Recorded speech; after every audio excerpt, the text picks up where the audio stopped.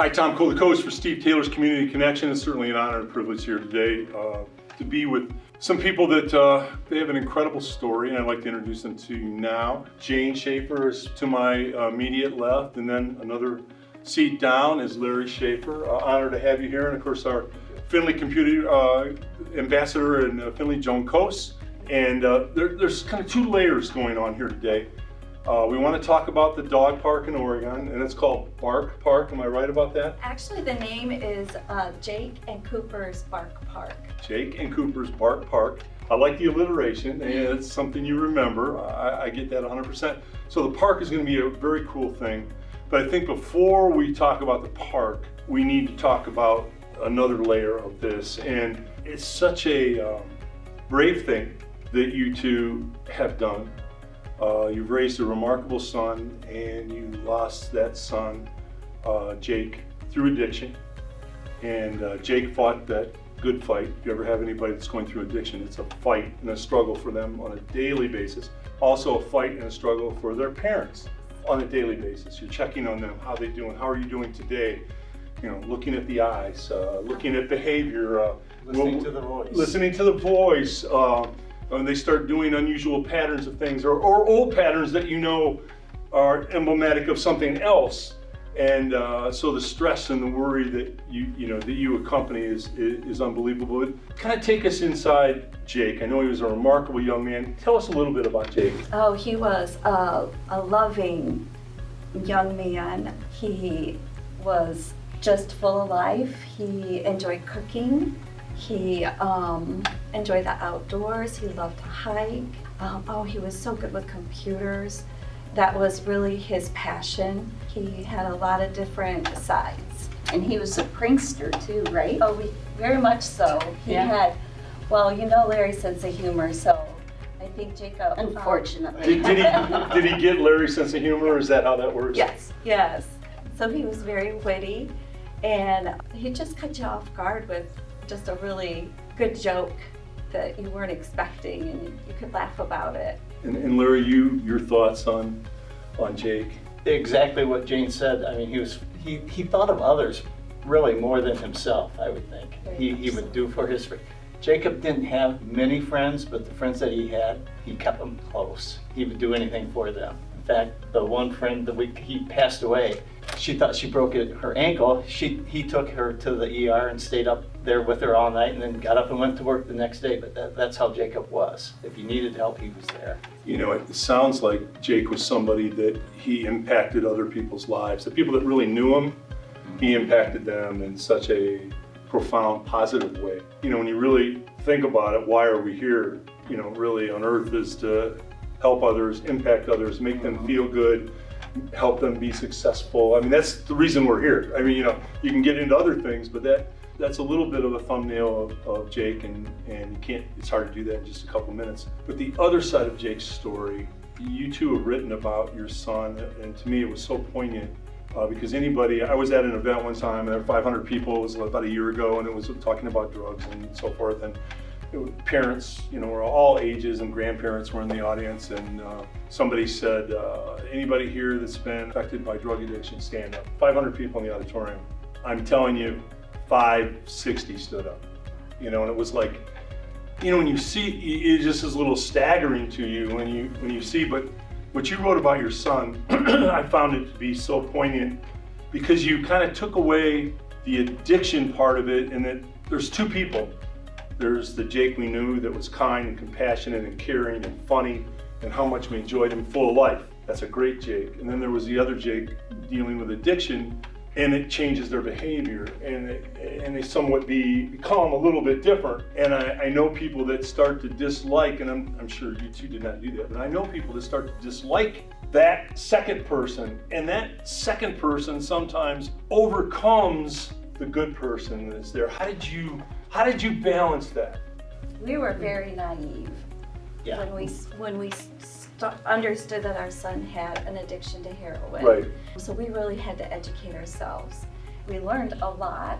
We took him to rehab, and I think as a lot of people do, and we thought he'll stay here 30 days, it'll fix him, and he'll be good as new, and we'll live our life the way we once knew. 100%. But that's probably 99% of the case not true. Yes. It's an everyday struggle, 24/7. Yep. They don't set out to be an addict or an alcoholic, whatever it is. It's all mental health. And Jacob suffered from some anxiety, depression. And I they think self-medicate. Self-medicated. And it's a spiral, and it spiraled out of control. And the next thing is heroin, fentanyl, and that's what took him.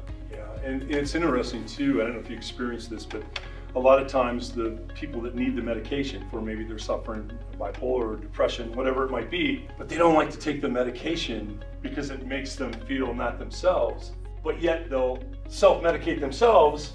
You know, it's a difficult thing to sort out, you know, mentally, but wait a minute, you're doing this, but you won't take the medication that will make you better, and you try to get into the psyche of that. What is that?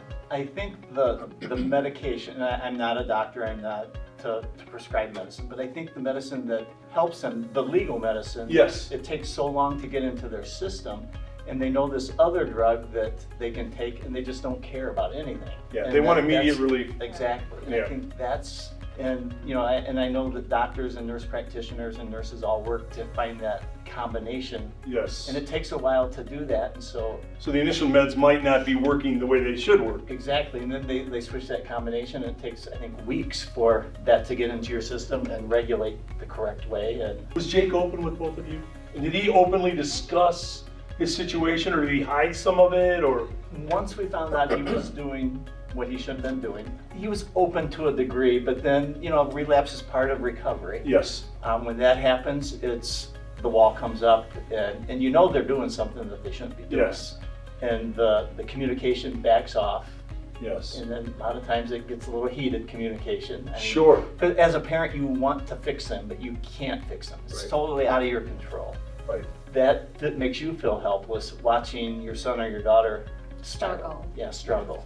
Yeah, it's such a complicated problem.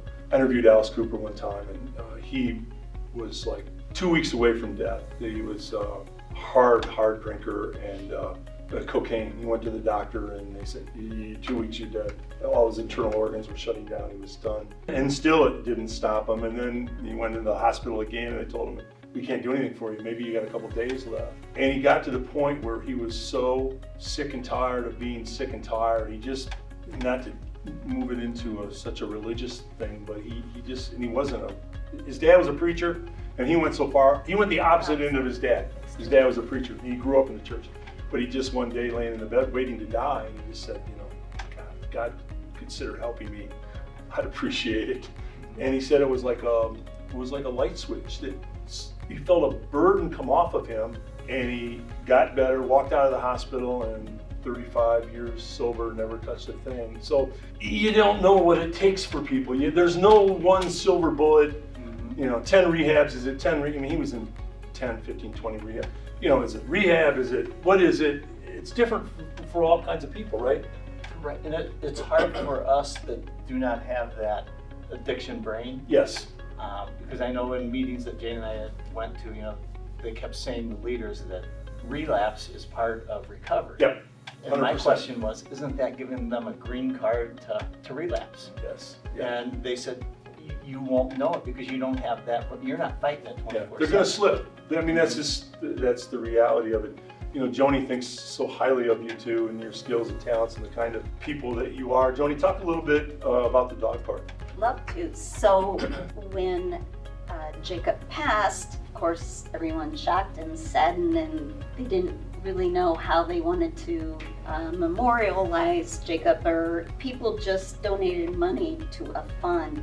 And Jane and Larry had been talking about how best to honor Jacob, what felt right. And so Jacob, the year before he died, or wasn't even a full year, got Cooper.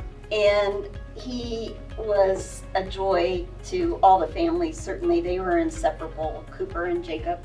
Jacob had trained him to be a therapy dog for the funeral home where he worked with his dad. And so Larry was walking Cooper one night and thought, this is what we need. There isn't a bark park or a dog park in Oregon, and this is perfect. This would be the perfect way to honor Jacob and his memory, and to also bring comfort and a place for other people that are maybe struggling with this. So it's kind of a two-pronged.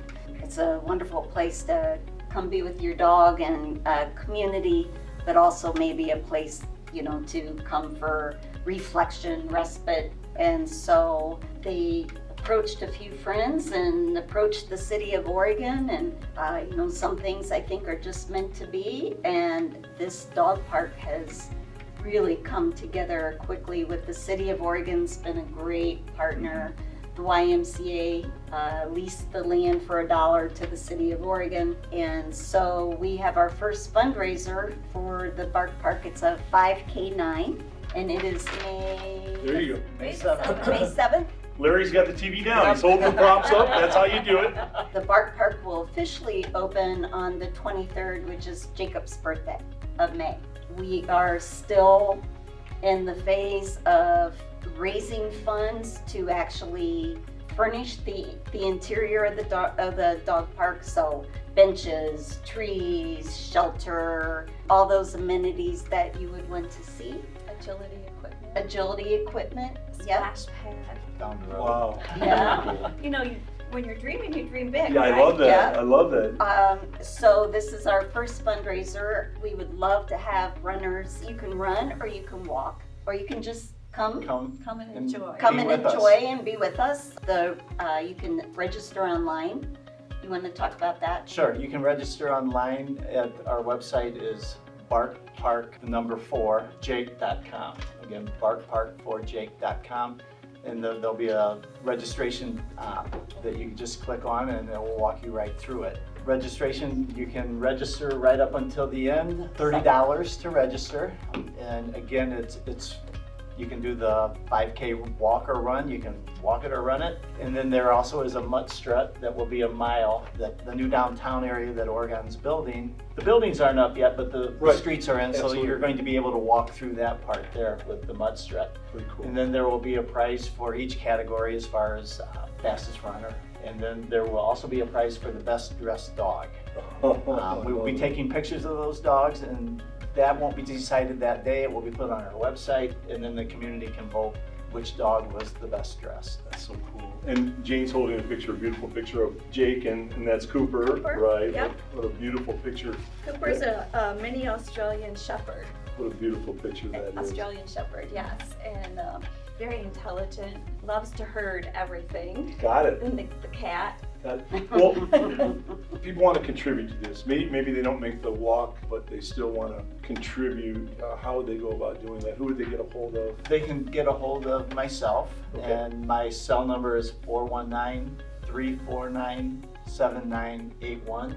And I'd love to Jane and I both would love to sit and talk with them, and if there's certain things that they would like to donate to, we'll make sure that it goes to that Got it. item. Or they can go online. Yeah, Correct. okay.